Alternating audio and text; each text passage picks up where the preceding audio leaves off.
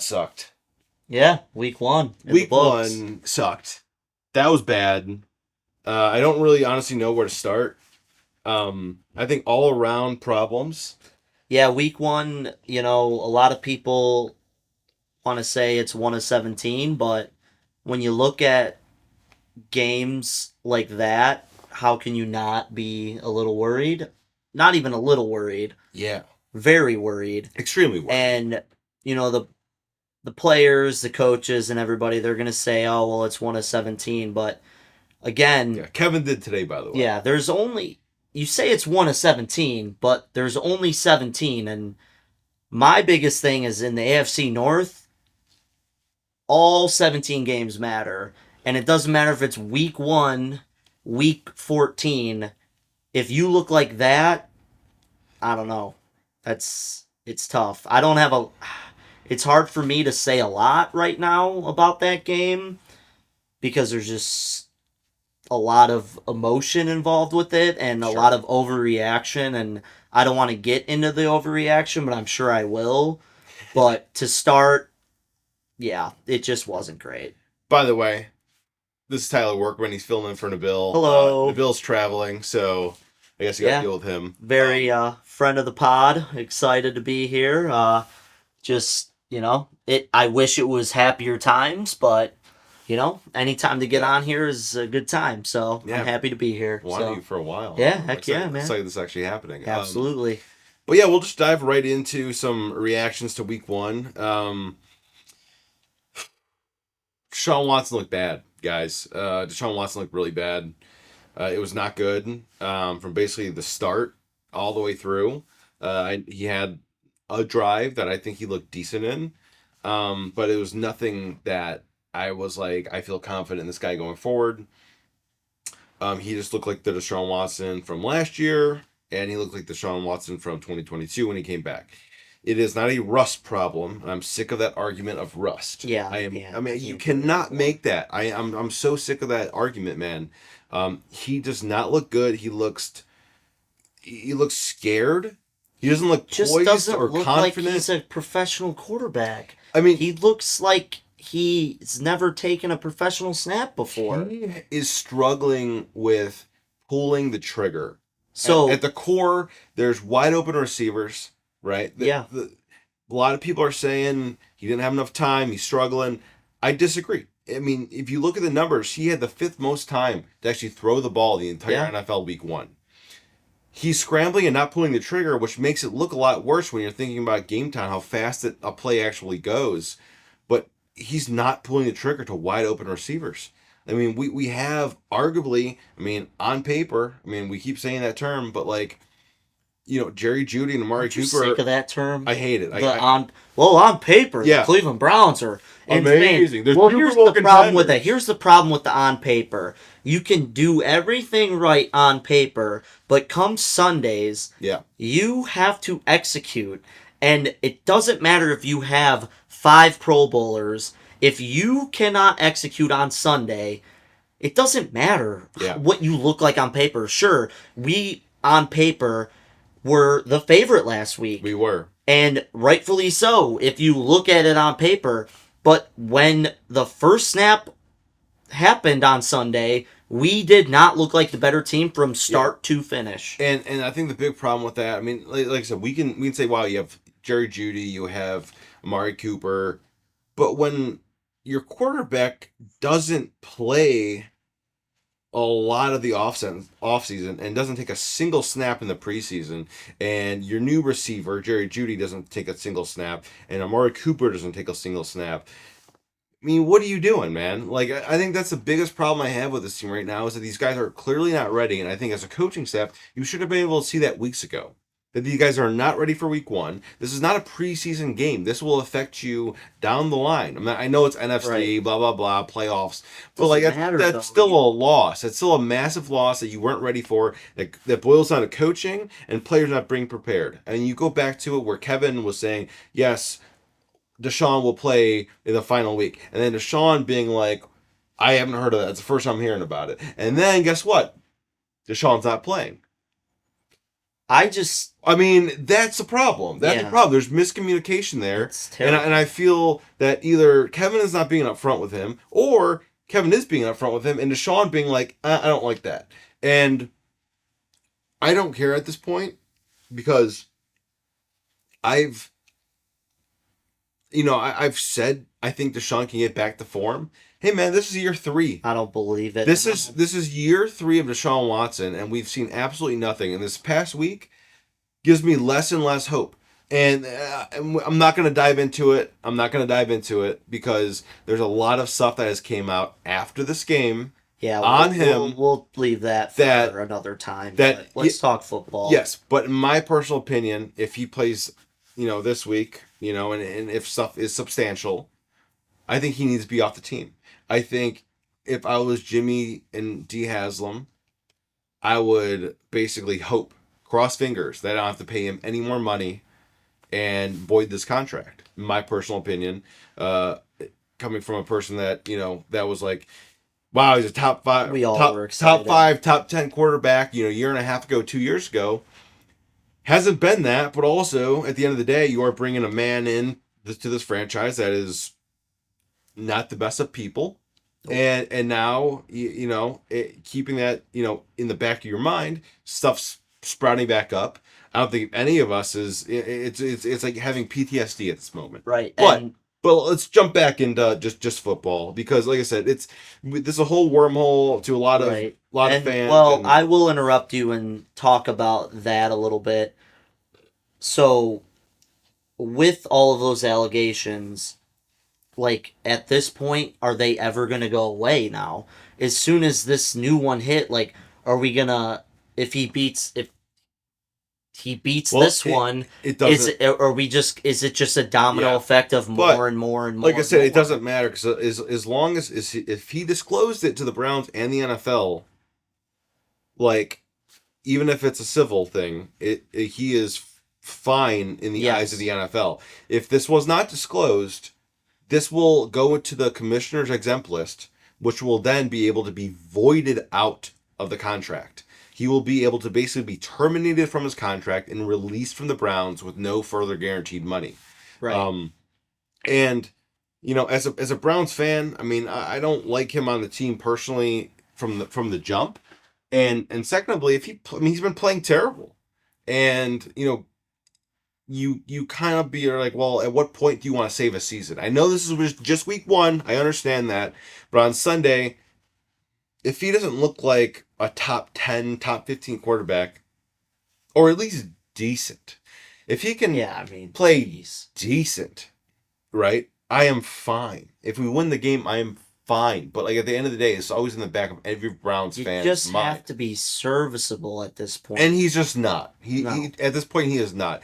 And on top of that, I understand we can dive into play calling and all the problems. Yeah, with that. Because at the end of the day, I mean, Jerome Ford ran it under 15 times. Right. Okay, and your quarterback's struggling. Why would you throw it over 40 plus times? That's ridiculous. When you're already down a lot, you got to throw. The thing too with when you say play calling, I don't want to jump into play calling because you can look at Stefanski with his play calling and I don't want to, Joe Flacco. Flacco looked, the offense looked superb with Joe Flacco. Dynamite. And you can argue, oh, well, Stefanski's play calls aren't amazing.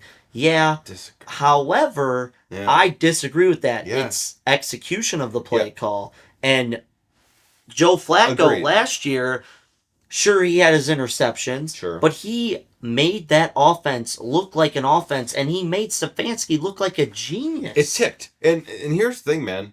Since we've had Stefanski as our head coach, we've had so many quarterbacks play well under the system. Right. Why can't he? And the only 2 quarterbacks that have not, or 3 quarterbacks that have played absolutely terrible under Kevin Stefanski has been Nick Mullins, Deshaun Watson, and Jeff Driscoll. Right.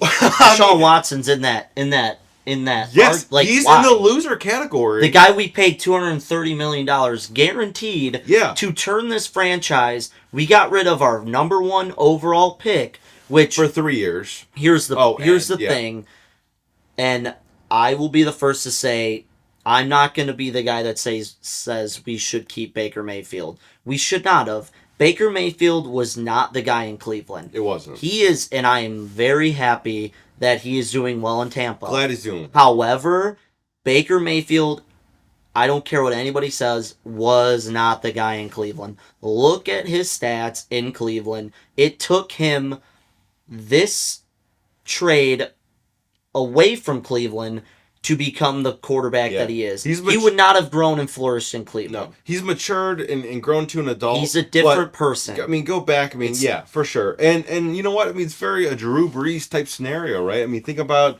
when he was with Drew Brees with the Chargers, right? Yeah. I mean, same kind of problem, same type of quarterback, and then he moved on to the Saints and was a really good quarterback. So wish him well. But Baker Mayfield was not the future, for sure. And we made the move and thought we got the guy for the future. And right now, if you had to ask me, he's not. He's not the guy for the future. And I don't care what anybody talking to Sean. says. Yes. No, and honestly, I think this year, in my opinion, like if he has a bad year again this year, I say you take that first overall pick and you draft a quarterback. And if you're not in the top 10 scenario, you move up and you draft another quarterback. Wow. You still draft a quarterback. And I with that $230 million contract I do not matter. It doesn't matter. Okay, the problem with it is I'm not paying that bill. Yeah. And if you have a rookie quarterback stepping in and you say you bench or cut Deshaun Watson. Quarterback battle. It doesn't matter. Like I said, if you say you pick up Quinn Ewers. I'm a big fan of Quinn Ewers. Oh, love Quinn Ewers. If you have him, I say I don't care about that much there's Sanders. He's on a rookie. He's on a rookie contract. Like that sucks, but it's like you're paying a quarterback without paying a quarterback. So that's here and there. But let's move on to a little bit of the defense. The defense had a rough first quarter. Had a couple great drives where they kind of stopped them, but overall it was pretty bad all throughout this team. The only upside on this team for that game, in my opinion, was Corey Bojorquez and special teams. But then again, decent punt returns. Yeah, but then they also let the first scoring drive we had was led because of punt return. But they also true. But they also gave up a punt return touchdown. So I mean, it wasn't amazing. It wasn't amazing, but it was better than everything else. Yeah.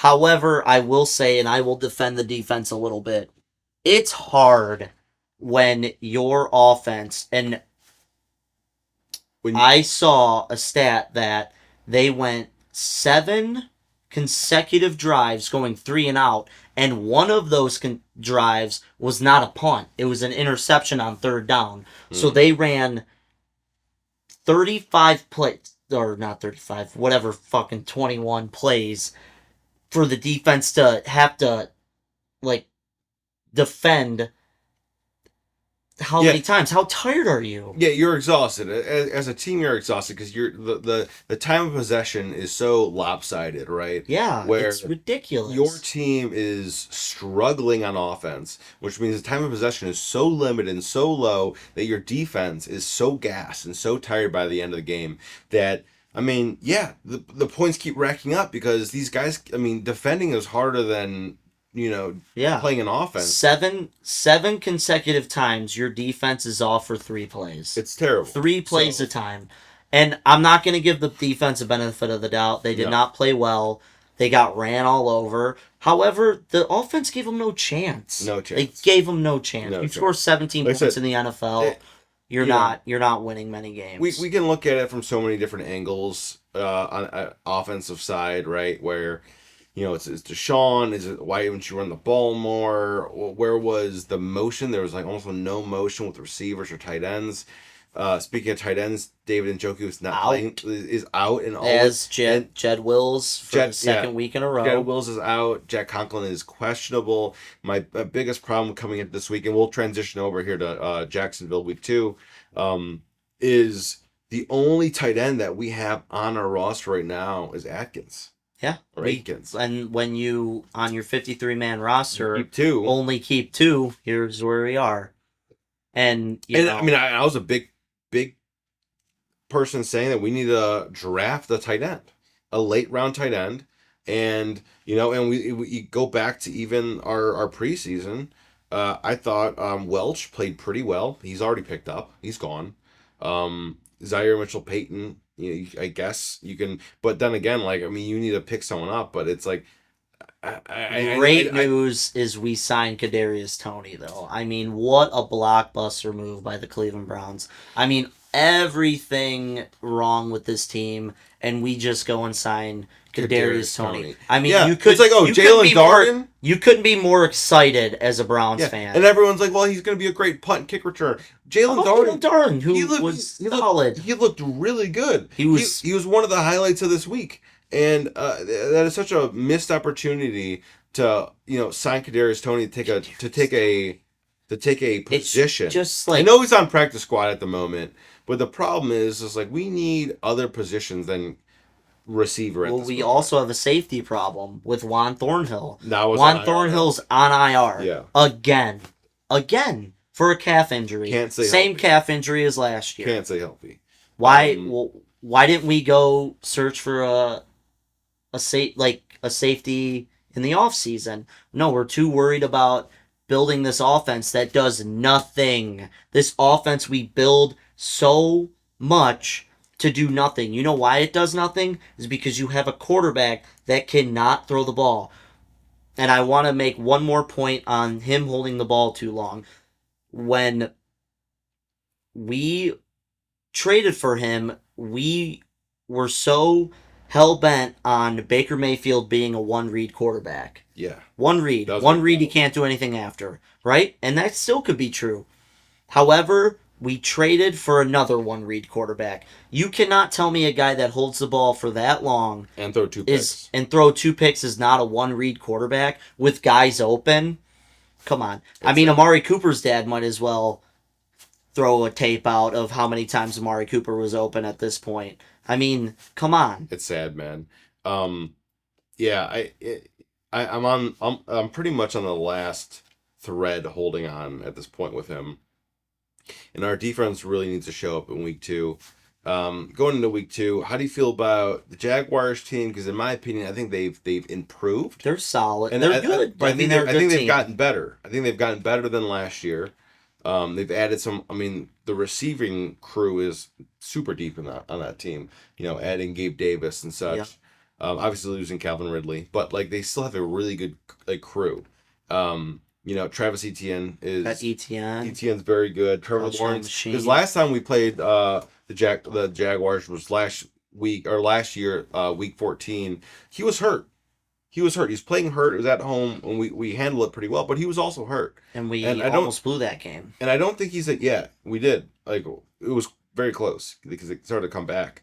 But a healthy Trevor Lawrence is nothing to bat an eye at, No. and I think between him and a solid run game.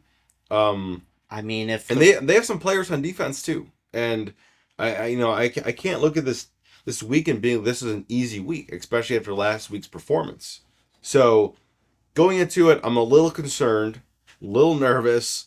I honestly I have no expectations of this offense. The only thing I can slightly rely on at this point is this defense, and really hoping they bounce back and Jim Schwartz has them in a good position.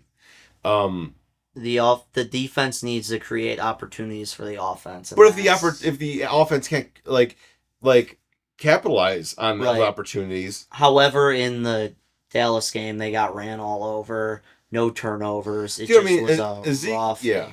Ezekiel looked like a god. 88 years old, and he looks like a Ohio State Zeke Elliott. Yeah, prime Zeke last week. It was crazy. Might as well put a crop top on him. Oh man. But I think Jacksonville's, they're good. They're a great team. I mean, there's a lot of things in the NFL that people don't understand is every team in the NFL, it doesn't matter if it's the worst team or the best team. you have to still play your best in order to get wins in the NFL. Those are professional It athletes. doesn't matter. Yeah, they're professional athletes. And if you are not playing at your best on all levels, you're going to struggle to find wins. And if the Browns can't figure out, and their biggest struggle right now, in my opinion, is offense. If they can't put points on the board, you can't win. No. The defense can do whatever it can do. However, if the offense cannot score points, they're just not going to win. No. And it sounds very like, you know, like cheesy to say that, but it's very true. You can't tell me that a team that puts up over 50% of their plays last week were for 0 or negative yards against a Dallas defense who's good, but you cannot tell me that a team like that is going to put points on the board to win football games. Yeah. And until they do that, I can't believe in that offense. You have to show me. I mean, Dallas has a rookie cornerback starting with Jerron Bland being out. They have a new starting linebacker. They have a lot of kind of iffy question mark starters on that team, and rotational pieces, defense and offense that we cannot stop, and that's a problem. Yeah. Both sides of the ball is a problem. So going into this game, who are some key players or cowtail players of the game? Who do you feel that is going to make the major impact that we need to have a major impact that you're going to toss a cowtail? Well, I would say the person that needs to have a major impact is Deshaun Watson. Yeah. He has to play well. He doesn't have to be the best quarterback in the NFL, but he has to be a serviceable quarterback. I will toss a cowtail at him. That's all I'm betting is that he's serviceable, that he's okay. That's all, honestly, at this point, it's all I care about. And it's so sad to say, in year 3 of him, I'm just freaking distraught about it. But it's just and without Nick Chubb, it's just, I just feel like I'm like not watching the Browns. Your running game should not wither because Deshaun or Nick Chubb is not on the field. Sure, you have serviceable running backs. They're good. And Dante Ford barely played. But, and I think another impact player on the offensive side of the ball will be Jerome Ford. Throw the cowtail out there because I was going to say it. So Jerome Ford gets a second cowtail. Jerome Ford needs to, play a little bit better. He needs to stop making those kind of like, those cuts, those dances and get hit at the line. He needs to just, I know he's not that kind of running back, right? I'm measuring him up to Nick Chubb, where Nick Chubb sees a hole and just bounces and goes through it. Jerome Ford's not that guy, and I want him to be that guy. So I think that expectation is a little distorted, but he needs to do a little bit better, and he has big game ability that I still believe in. So yeah, I think Jerome Ford needs to have a big game. Deshaun Watson needs to have a big game, and one person, I said it last week. He's not going to be my cowtail guy, but I'm just going to mention him anyway. Is JOK? He needs to have a better game. He was kind of lost in the pack last week, and I don't know why.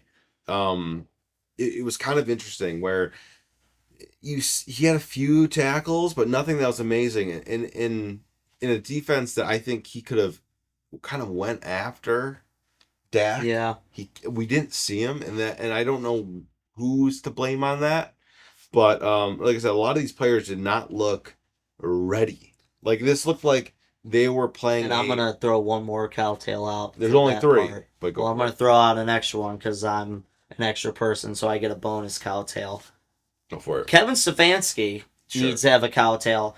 You need to make sure these guys are ready because he's hungry. Because last game they didn't look ready. You got that game. You got your reps in week 1 because none of these guys got their reps in during the preseason. So your reps are in full game. Yeah. The cowtail goes to you. Make sure these guys are ready. I'm so against not playing players in preseason. Oh, it's just ridiculous. Patrick, let me interrupt you one more time and say the best quarterback in football plays in the preseason. The best quarterback in football, the reigning Super Bowl champ, the biggest money grab in the NFL is playing Yeah. in the preseason. And let me ask you this. Outside of Deshaun Watson and Aaron Rodgers, which did not have a great game, by the way, uh, name another quarterback that didn't play the preseason. I have no. Kirk Cousins, another bad performance. Yep, keep going. I don't know. Exactly. I can't, yeah. There's not many, and majority of them did not have a great week No, one and I'm because they're not ready. They look bad because they're not ready. They haven't played with this offense yet. So I can keep going on and on. Big keys to the game, our Royal Donuts keys to the game, uh, is for me personally is get this offense going. I don't care what it takes. Run the ball a million times. I don't care. Get this offense going. Get some motion in it. Make it look smooth. Make it look good. Get some points on the board. Just move the ball. Like I'm so annoyed with this. Also penalties. Yep. That was my second one, but it just jumped in my head. Um, so I'll just transition to that. My second Royal Donuts keys to the game is you got to limit penalties. Penalties are killing us. They killed us last week. Like, how do you get, and it coincides with my first one as well, is that how do you get this offense moving when it's 3rd and 15? It's 3rd and 12. It's 2nd and 20. It's not possible. You're always behind the sticks. It makes for a terrible offensive experience. It's hard to move the ball. It's hard to get a first down. You need to limit those penalties. You want to start with go for the third one? Yeah, I'll give my Royal Donut key to the game is just complimentary football. The I like that. the offense needs to be in a rhythm Yep. to give the defense a chance to stay off the field as long as possible, and the defense needs to create opportunities for the offense to have good field position, to get those 3-and-outs, to get those turnovers, and the special teams need to play, and they need to, cover those punts and make those field goals and do what they got to do. But complimentary football, you have to play complimentary football. All the great teams do, and that's a huge key. You can't. Yeah, no, I totally agree, and it's something that last week we didn't do with Dron Bland being out.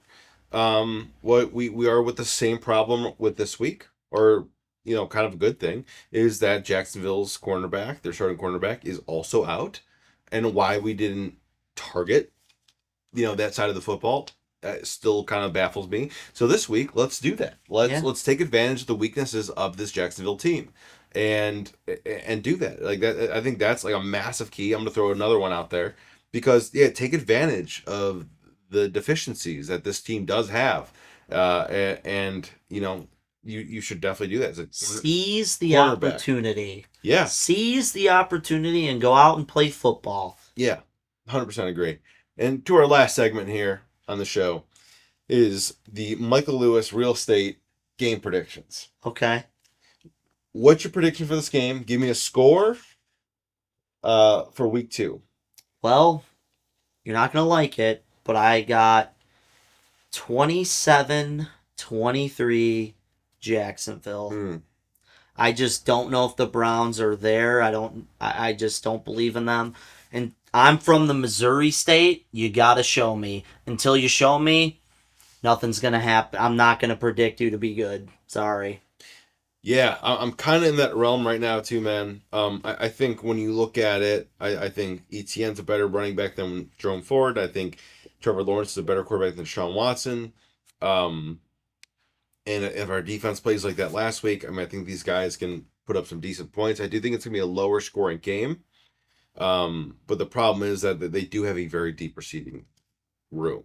So with that being said, I do still have the Browns winning. Okay, So that's okay. I do think they're going to bounce back, but I think it's going to be a low scoring game. I'm going to go 17-13 Browns because I think So the defense gets it done. I think the defense does get it done. I think they They do stop Trevor Lawrence, and I think the secondary especially steps up. But also the defensive line and JOK put a lot of pressure on Lawrence, making him make bad decisions. Which anytime he's under pressure, he does typically tend to do. So I think between that and I think Deshaun does have a bounce back week. I mean, fingers crossed here, man. You have to root Fingers for crossed here that he has a bounce back week. If not, man, if he doesn't have a bounce back week and he looked as bad as he did last week, we're in for a long haul. I don't think that long haul is going to come because I think you're gonna have many conversations like it or not, I think look at what they did with Russell Wilson. Russell Wilson signed a 5-year extension before he even played a snap with Denver. Yeah. He did not make it to that 5-year extension, right? They still owe him an astronomically amount of money. Okay? Yep. But we're the Broncos right now. Do you want to be the Broncos? Okay, but if Deshaun doesn't play well, what do you mean? We're going to be in the same position anyway. I know, but you can't hope. You got to hope for the better. You got to hope for the better. But what I'm saying is, at what point is enough? You cut ties and rely on Jameis Winston? Because I do think Jameis Winston's a good quarterback. By the way, shout out Jameis. I saw you at famous Jameis. I saw him at Cedar Point. Seemed like a really, really nice guy. He's with his family. We're at Camp Snoopy, so heck yeah! Shout out Jameis. Until next week, guys. Appreciate it. Hey, shout out Joel Batonio. You came to my school last week. You're an awesome dude. Signed an autograph for me. Didn't leave until every kid had an autograph signed. You're a real deal, dude. I like you. You're the man. Joel Batonio. What a dog. Dude, awesome guy. Awesome guy. he gets a I think he gets a donut and a cowtail just for being a donut and a cowtail. Absolutely. Great guy. Hell yeah. Shout out, stay in the game. Joel Batonio. You're the man. Awesome. Appreciate you guys. Thanks for watching. Subscribe. Happy to be here. Yeah, I'll see you next week. Nabil will be back. And talk to you later. Go Browns. See ya.